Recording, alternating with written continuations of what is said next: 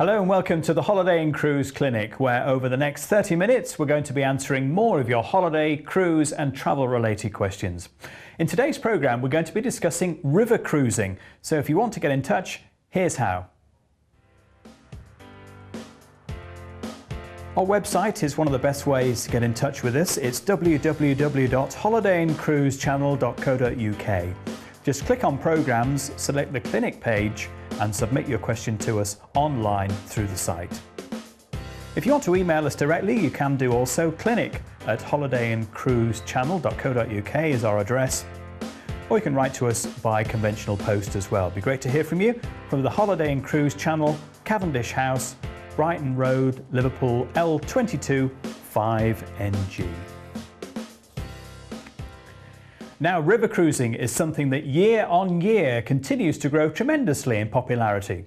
It's a way of holidaying that allows you to sit back and relax as you pass effortlessly through different countries, drifting by spectacular scenery and stopping at quaint towns and historical cities. Well, here to tell us more is Paul Sharp from the River Cruise Line. Paul, sounds excellent fun, doesn't it? It does, really absolutely does. Superb. Tell us what river cruising actually is, because as a UK citizen we may not necessarily be as familiar with it. Not a problem. River cruise has actually been around for years. There's no denying the popularity and the demand for the actual product itself. Basically what it is, it's very, very different to what ocean cruising is all about, and it's a way of exploring in depth a particular region or a particular part of the world at specific times of the year. It's a very relaxed product. It's a very slow pace of life which you have on board, and we're seeing a lot of people who are actually coming on board and walking up our ships at the River Cruise Line. I'm sure. Well, it's amazing what you can see when you do spend time going a little bit slower than usual in your life. That's for sure, definitely. I think it's a motto that we'd all like to live by, for sure. But yes, without a doubt, our ships go at around about 2 knots from port to port. And I think one of the main differences which we often have with river cruises is that people don't often realise that we don't sail at night. We set sail during the day. The whole experience is actually enjoying the scenery as we slowly drift from one port of call to the next at about 2 knots, like I say. Oh, lovely, a lovely pace of life. So tell us a bit about what the differences are between ocean cruising, which we might be more familiar with, to river cruising, the good bits and the bad bits. Certainly. I think there's good bits to be said about all of them. There's no two ways about it. Obviously, the demand for ocean cruising has been phenomenal over the years, and you've seen a lot of high-profile ships which are setting sail onto the seven seas. However, with river cruising, you'll find that our ships are often a lot more smaller. They're a lot more intimate. They roughly carry round about 100, 150 like-minded passengers, individuals who want to spend a lot more time in particular ports of call. The whole essence, what you will actually find with ocean cruising, is that you will wake up in a new port of call every single day. However, with river cruising, it's the actual experience of enjoying some of these absolutely amazing sceneries and getting really up close and personal to these ports of call and the cultures which you will actually bump into when you're in there. The ships generally, like I say, sail during the day. They'll let go of the lines at about 6 o'clock in the morning, and then it's a 2-3 knot run to the next port of call. They arrive there, you walk off down the gangway, go off and explore this amazing port of call, but the ship will generally stay in port overnight, and then she'll let go of her lines at about 6 o'clock the following morning. So you've got all of that extra time in port of call to have your evening meal, to stretch your legs, to wander around the actual place and enjoy where you're actually at. And like ocean cruising, you can sleep, eat and be entertained on the ship. That's correct. It's with river cruising, you'll find that it is. Or is it a boat when you're going on river cruising? It's always a ship. It's always a ship. It's always a ship. Our ships we call our ships girls because they've got a lot more personality. They're a lot more intimate. They're a lot more welcoming. Like I said before, they are a lot more smaller. So the chances of you bumping into somebody who you've dined with on board or in one of the lounges themselves, there's more likelihood of doing that. So you will find old friends who will go back and meet each other back up on ships time and time again. Whilst there is entertainment on board the ships, it's nowhere near on the size and the scale of the Broadway productions which you'll find of these ships which carry 2,500 passengers. It's a lot more parochial, it's a lot more local, and it's a lot more intimate. So from a river cruise point of view then, what would you include that would be different from the point of view of, say, the different countries that you would go to, for example, the most popular countries that would do river cruising? Where would they be? Are they in Europe or much further away? Sure, no problem. There is some main rivers which you will hear a lot of people talk about. Starting here in Blighty, we do have the Scottish waterways, incredibly popular, where we take you up through some of the lochs and the waterways which they have up there. Absolutely stunning. We generally tend to do that when the weather blesses us with good weather in the UK, which is very few and far between these days. Having said that, the majority of the river cruising which you will find will be down in the mainland Europe. We have a river called the Douro, which runs from Spain through to Portugal. A beautiful river, again, with lots of different characteristics, as opposed to the other rivers which you'll find right slap bang in the heart of Europe. In France, there's the main rivers which you can go on: the Rhône, the Seine and the Seine. And what a beautiful way to start your river cruise, as we high-speed you train you straight into the centre of Paris, and then you join your ship from Paris, which is a beautiful way to start your cruise. However, the bulk of where you will find river cruising will be up in the Dutch waterways, and then it makes its way down into the Rhine and then through down into the Danube. But we do go a little bit far afield as well. There is river cruises which go down the Nile, and new parts of the world which we're starting to explore with river cruising more is the likes of the Yangtze and the Mekong. Absolutely amazing. Wow, so there's, I was going to say, can you give us a little insight maybe into what river cruising has planned in the next 10 years or so for new places to go? I think we will always have the tried and tested favourites of the Rhine. If anybody is new to river cruising, that is the main river that they all want to go and sail on. There's a number of different tributaries which feed into the Rhine, so you can go up to the Main, the Neckar, all of the tributaries which feed into it. So Rhine will always be incredibly popular. But we're seeing a younger breed of passengers who are actually walking up the gangway these days. People are wanting to try something a little bit new, whilst what the ocean cruises do is absolutely superb. A lot of people have generally done their itineraries before, so they're wanting to try something a little bit different. The further afield that we go, we tend to get a lot of younger people who want to go out and explore these particular areas. The Mekong, the Yangtze, Amazon is new on the radar as well. So basically, watch this space. There's plenty more coming around the corner. Yes, it's the Rhine one of your particular favourites then, did I pick up on? The Rhine is definitely one of my favourites. That is, if you like, the big bite out of the middle of the year. Generally speaking, our ships will start up in the Dutch waterways in Amsterdam round about springtime, when it is an absolute explosion of colour up there. So it is incredibly popular time to be in them particular waters. Round about after Easter time, April, May time, the ships then make their way down to the Rhine, and that is the bulk of the programme, where you will find a lot of the ships will be in them particular waters, and the scenery is absolutely stunning. So is there a particular day that we can look forward to, a typical day of a life in the river cruise holiday? Yeah, sure. Basically, a lot of our people like to get up at the crack of sparrows and to see the ship pushing away from her berth and making her way down to the next port of call. For that, we have early tea, coffee for people the early risers. We provide full English breakfast, continental choices theirs to have. 11sies we will normally serve, and a coffee chat around in the lounge as they're enjoying the scenery as they're sailing down. Generally speaking, there's a 3-course meal which we provide to passengers for lunchtime. If they're going ashore on one of the excursions which we've put together at the River Cruise Line, we put up a packed lunch for them. They generally come back after exploring that port of call, have their evening meal. A lot of people will then choose to walk off the gangway and explore the port of call. As long as they're back up the gangway by 6 o'clock the following morning, that's fine by us. But if it's a captain's gala night, a lot of the passengers will stay on board, because you will find, because the ships are smaller, the crew will then mix and mingle with their passengers in the lounge area. So you really do tend to get up close and personal to the feel and the vibe of the captain and the crew on the ship as well. Yeah, absolutely. It sounds really interesting. Well, Paul, stay right there, because I want to talk much more about the kind of people who will go on river cruises and what we can expect when we go to various places to pop off and go and have a look round, the kind of things we can do compared to ocean cruising. But stay there, Paul.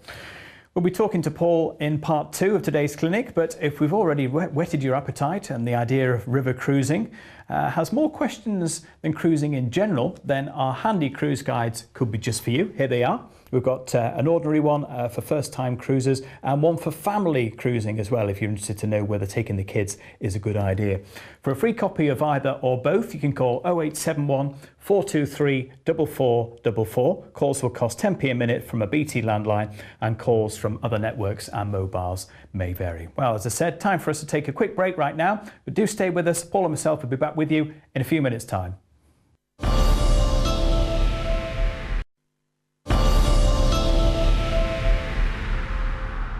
Welcome back to today's edition of the Holiday and Cruise Clinic. Don't forget, our travel experts are on hand to answer all your holiday, cruise and travel related questions. So if you have a question, here's how to get in touch. Our website is one of the best ways of getting in touch with us, www.holidayandcruisechannel.co.uk. Click on Programmes, select the clinic page and submit your questions to us online through the website.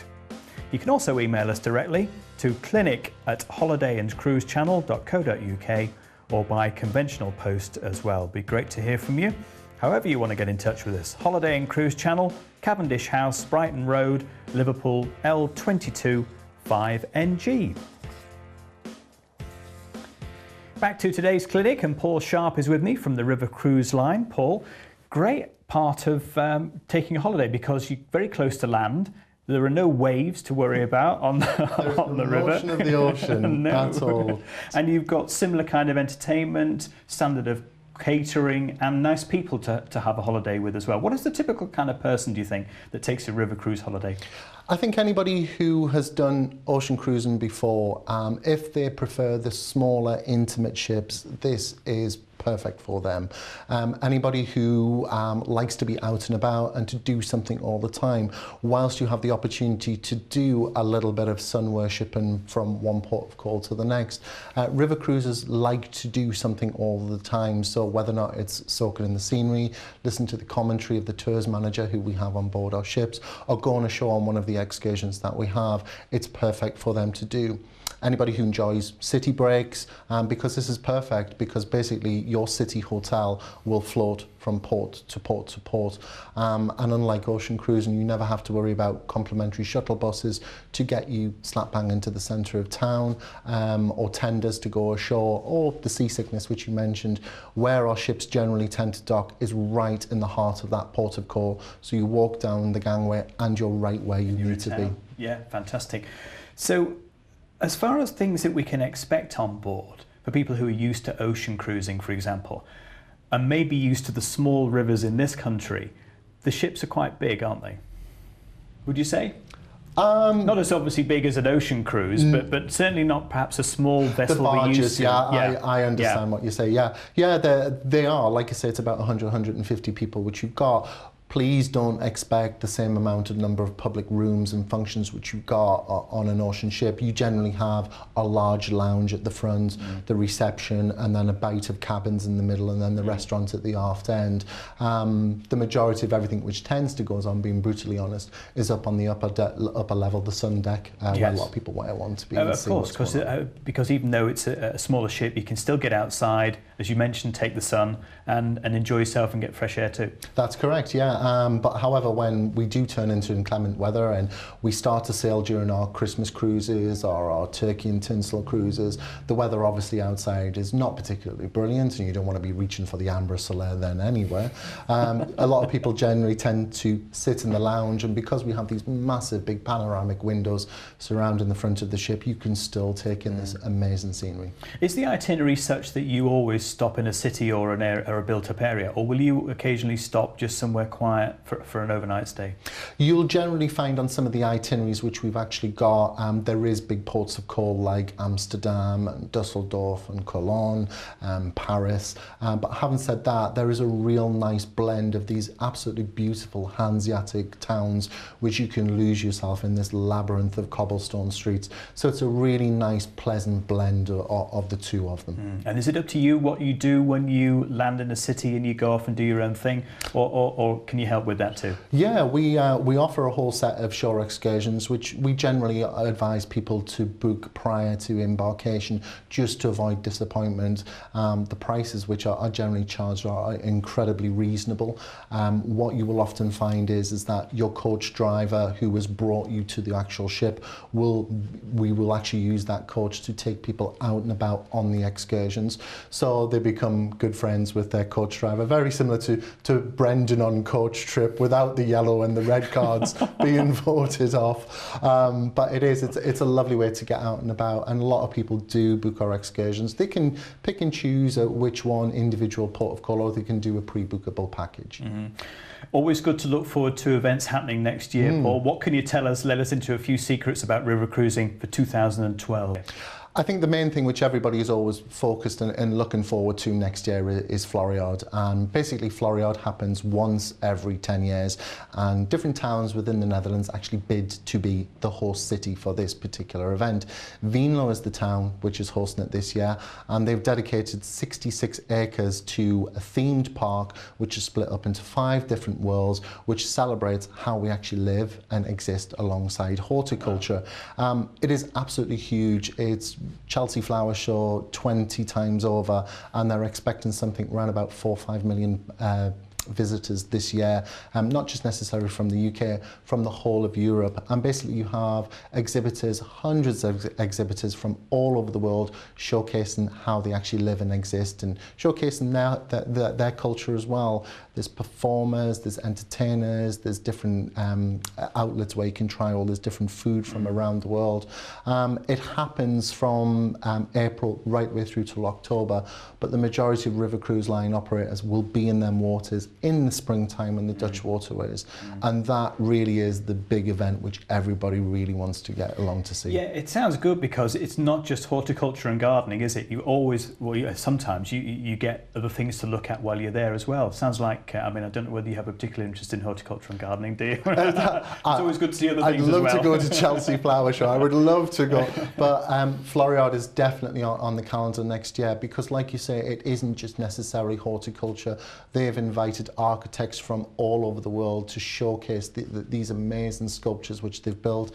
There's the world's largest greenhouse which is actually currently being built there, and to celebrate your actual visit they will give you the opportunity to plant a tulip of an everlasting memory of your time in Floriade. Yeah, brilliant. So how will people be able to find out which is the best with yourselves or some of the other tour operators, best form of transport, best cruise to get to that event? I think if anything you need to contact your local agent. They really are up to speed as to how we actually work and how we actually operate. There is specific times of the year which you always need to take into account with river cruising. Unlike ocean cruising, we are actually dictated by tidal conditions. Whilst an ocean cruise will set sail on the 7 seas, we have to take into account floods, because if there is a flood and the water level rises, we can't always necessarily pass under the bridges. If there's a drought, we can't always necessarily get up the rivers themselves. So there is specific times of the year which we'll cruise to, and your cruise experts should be able to answer them questions. Oh, fantastic. Okay, it's interesting to know about the logistics of it all. It's quite interesting, as well as running the holidays. Yangtze as well, you've got coming up for 2012 too, have you? Something interesting happening there? An absolutely amazing programme where the river cruise line is going into these particular waters, and the demand which we have for them particular waters is phenomenal. It's a 14-day package which we've put together where you'll get a chance to take in panda reserves, the Great Wall of China, the Terracotta Army, into Beijing to see the Crow's Nest in the Olympic Village. It really is that the Far East is waters where a lot of people are wanting to head to, so we're very excited to be there. Oh yeah, absolutely. Talking of being transported around and generally having a good time, how is or what is the best way to get to the ship? Do you have a particular way of getting people to the start of the embarkation points? Yeah, well, basically what we do with the river cruise line is that we offer a local pickup. So executive coaches will pick up passengers from wherever they need to be. They will hand over their luggage to the driver, and then the next time they will actually see it is when it arrives outside their cabin door when we arrive at the ship. The coach will do no more than 6 pickups, and it will take them to either Newcastle or Hull, or we drive them down to Dover, wherever is best for people who actually want to go on our ships. We do the crossing over into mainland Europe. We then get back on our coach. It takes them down to the actual ship itself. They walk up the gangway, pre-embarkation drinks waiting for them. Everybody makes their way to their cabin. Their luggage is all carried on. Port taxes are all taken care of for them. And then you disappear off. You have your cruise as described. And then at the end of it, the coach driver does all the same. You leave your luggage outside, picks you back up and takes you all the way back to where we started from. Okay. This all sounds fabulous, Paul, but let's talk Turkey for a minute then. What's included in the price when we pay for the holiday? What isn't, more importantly? Everything which is included with ourselves. So you do get the local pickup, which is fantastic, a real great thing to have. All of your luggage handling, you'll find that all of the port taxes, the ferry crossing. If we're doing an overnight ferry crossing from either Newcastle or Hull, you will have a cabin on the ship as well. Once you actually get down to the ship, you'll have the cruise as described. Also full board basis as well. Our ships which we have are all English passengers on board, so we know the palette, we know the type of people who we're actually catering for. So you have the full board basis, which is your breakfast, your 3-course meal, your 4-course set meal in the evening, and also Captain's Gala night as well. The use of our tour guide and also our cruise director on board as well, plus all of your entertainment. And an absolutely amazing opportunity to explore these parts of the world that we sail to. And do you do drinks packages and things like that, or is that all included? No, people will need to purchase their drinks on board the ships. Again, very, very reasonably priced are the drinks on board. In addition to that, we don't do tipping as well. If you have a particular crew member who gives you a really good level of service with the River Cruise Line, we welcome people tipping that particular crew member who's really looked after you. Okay, it sounds really good, Paul. And Thanks for telling us about what we can expect for next year as well. Something different perhaps from ocean cruising, which we talk a lot about on this programme, but interesting to see, and certainly a different way of giving yourself an introduction to life on board maybe. Thank you very much. Appreciate the opportunity. No problem at all. Well, a quick reminder before we go about our free cruise guides. If you're interested in taking to the river or to the 7 seas, they are both free, and it's a family guide to cruising and also a first-time guide to cruising if you're new to the whole scheme of things as well. Just call this number 0871 423 4444. Calls will cost 10p a minute from BT landlines, and calls from other networks and mobiles may vary. Well, that's all we've got time for on today's edition of the Holiday and Cruise Clinic. Remember to keep your questions coming to us, and we'll get our travel experts on the case for you. Until next time, bye for now.